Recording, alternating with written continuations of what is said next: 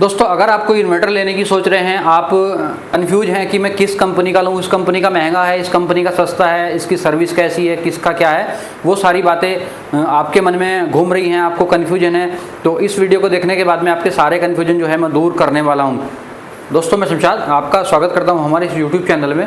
तो आइए शुरू करते हैं आज का ये वीडियो। सबसे पहले मैं ये बता दूं, आप इन्वर्टर जो लेते हो तो वारंटी कंपनी 2 साल की देती है, लेकिन वारंटी का मतलब ये नहीं कि आपका इन्वर्टर 2 साल तक आपको चलाना है, आपको तो लंबे टाइम तक इन्वर्टर चलाना है। मार्केट में मैंने सुकैम के और कई कंपनी के ऐसे इन्वर्टर देखे हैं जिन्हें 8-8 10-10 साल हो गए और चल रहे हैं।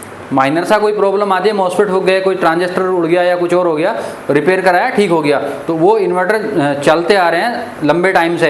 अब 2 साल तक कंपनी वारंटी देती है, तो इसका ये मतलब बिल्कुल भी नहीं है कि वो 2 साल तक ही चलेगा, ज़रूरी नहीं है। अब इन्वर्टर ज़्यादा चलेगा इसीलिए तो आप ले रहे हो। अगर हर 2 साल में आपको इन्वर्टर बदलना पड़ेगा तो फिर इन्वर्टर लेने का फ़ायदा क्या है? कम से कम मैक्सिमम आपका 8 साल 10 साल 6 साल जितना चले, उसके बाद में फिर आप बदलोगे तो आपको उतना ज़्यादा दुख नहीं होगा कि हाँ मेरा इन्वर्टर ख़राब हो गया।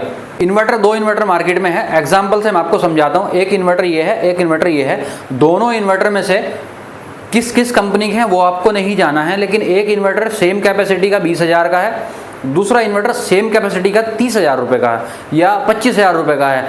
अब वो महंगा है तो अच्छा होगा ये ज़रूरी नहीं है, ये सस्ता है ख़राब होगा ये भी ज़रूरी नहीं है, क्योंकि जो रेट जो है कंपनी के वो किन चीज़ों पे डिपेंड करते हैं। कंपनी की रिसर्च एंड डेवलपमेंट टीम कैसी है, वो कितना जो है रिसर्च पे खर्च करती है, कंपनी एडवर्टीजमेंट पे कितना खर्च करती है, खुद बनाती है या OEM कराती है। OEM क्या होता है? ओरिजिनल इक्विपमेंट्स मैन्युफैक्चरर होता है। जो OEM करके देते हैं मतलब वो ओरिजिनल जो है मैन्युफैक्चरर होते हैं, तो दूसरी कंपनी को देते हैं, वो अपना जो है लोगो लगा के या नाम रख के उसको बेच देते हैं। एक ये भी कंडीशन होती है महंगा बिकने की। कोई कंपनी खुद अगर बना रही, मान लें मैं कोई प्रोडक्ट हूँ खुद बना रहा हूँ, तो मैं वो प्रोडक्ट 10 रुपये में बेच सकता हूँ। मेरी कॉस्ट उसकी 8 रुपये है या 9 रुपये है, तो मैं 10 में बेच दूँगा। अब मेरी कॉस्ट ऑलरेडी 8 रुपये है, अगर मैं वो प्रोडक्ट किसी को बना के दे रहा हूँ तो अब 8 में तो मैं दूंगा नहीं, उससे प्रॉफिट लूँगा। भले ही मैं कस्टमर से प्रॉफिट ज़्यादा लूँगा, बट जो कंपनी है जिसे मैं बना के दे रहा हूँ उससे मैं कम से कम 8.5 या 9 रुपये तो लूँगा। अब वो 8.5 का या 9 का अगर लेगा तो उसे 10 का बेचेगा, हो सकता है 11 का या 12 का भी बेचे।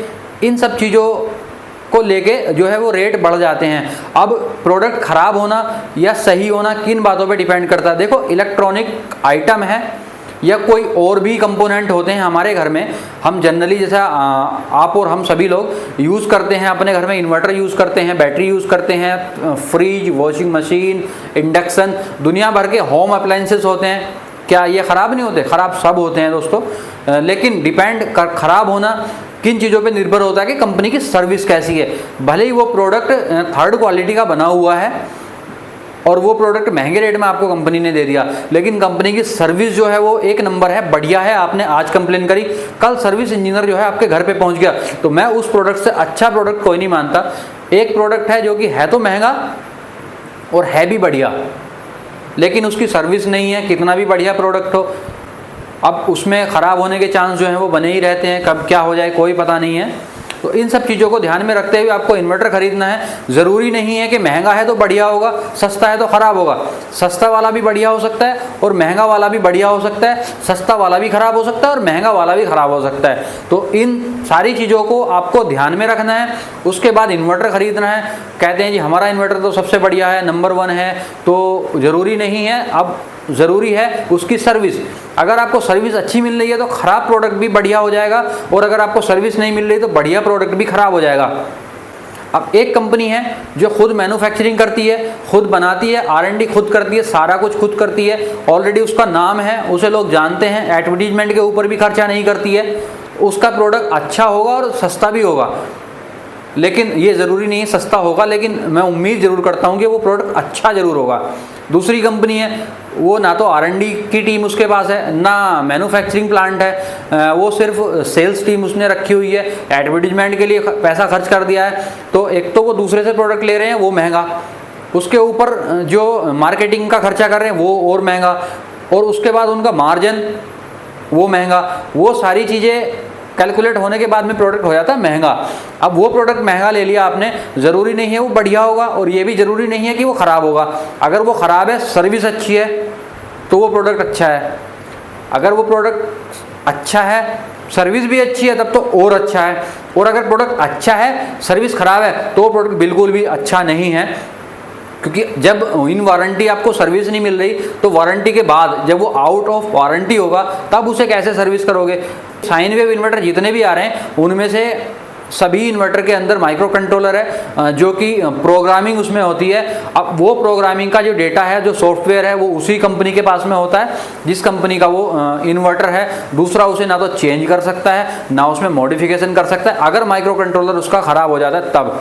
अदरवाइज जितने भी कंपोनेंट है, कोई एक अच्छा मैकेनिक है उसके ऊपर आप उसका टेस्टिंग करके वो कौन सा प्रोडक्ट, कौन सा कंपोनेंट खराब है उसका पता लगा के चेंज करके आपका इन्वर्टर चला तो देगा। अगर माइक्रो कंट्रोलर किसी वजह से शॉर्ट हो गया या उसमें कोई फॉल्ट हो गया, वैसे तो जनरली ऐसा होता नहीं है, माइक्रो कंट्रोलर बहुत जल्दी ख़राब नहीं होते। अगर हो गया तो आप उसका सॉल्यूशन उसी कंपनी के पास होगा जिसने वो बनाया है। अब अगर वो कंपनी ने खुद ने बनाया है तो आपको कोई प्रोडक्ट, वो दूसरा कार्ड, माइक्रो कंट्रोलर जो भी रिप्लेस करके दे सकती है। उसने खुद ने नहीं बनाया, किसी और से बनवाया, तब तो और ज़्यादा दिक्कत है। और दिक्कत तब आती है जब पुरानी कंपनी है, इस कंपनी से आपने लिया है, उसने किसी और से बनवाया और वो कंपनी मार्केट में एग्जिस्ट नहीं करती, वो कब की बंद हो चुकी है, तो आपका जो इन्वर्टर है वो कबाड़ बन जाएगा। फिर उसमें आप दुकानदार से बोलोगे कि मेरा कबाड़ ना बने इसलिए इसे रिपेयर कर दो, वो रिपेयर होगा नहीं, तो उसमें क्या करेगा वो, एक दूसरी किसी कंपनी का या मिलता जुलता कोई कार्ड या डुप्लीकेट या कॉपी लगा के आपका इन्वर्टर चला देगा, लेकिन फिर से आपका खर्चा जो है उसमें वो बढ़ जाएगा। तो इन सब चीज़ों को ध्यान में रखते हुए आपको एक सोलर सिस्टम लेना है या प्रोडक्ट, कोई भी प्रोडक्ट लेना है या कोई भी A to Z प्रोडक्ट, ये बात सिर्फ इन्वर्टर पे लागू नहीं होती।